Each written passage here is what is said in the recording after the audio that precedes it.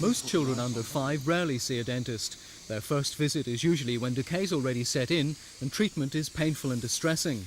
The experimental system encourages dentists to tackle decay before it takes root. The traditional scheme for paying dentists has really been encouraging them to treat disease, or dental disease, when it's been established.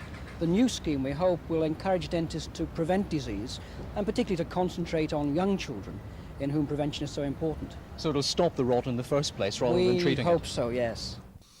Dentist Michael Morris is taking part in the scheme in his North East London practice. There's really very little reason these days why a child should have bad teeth. It's really quite simple to bring a child up with minimal treatment and very little effort, in fact.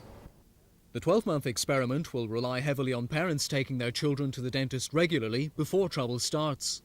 Oh, I think it's a good idea. The earlier you bring the children, the better. And they're not so frightened, are they, obviously? They grow up with it. And also, you know, if their teeth are beginning to show signs of defect, it's caught early.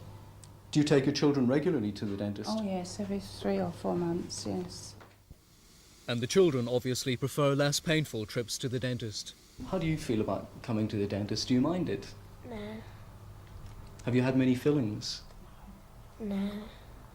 So you don't think it's too bad coming to the dentist if there isn't any painful treatment? No. John Draper at the dentist's for Thames News.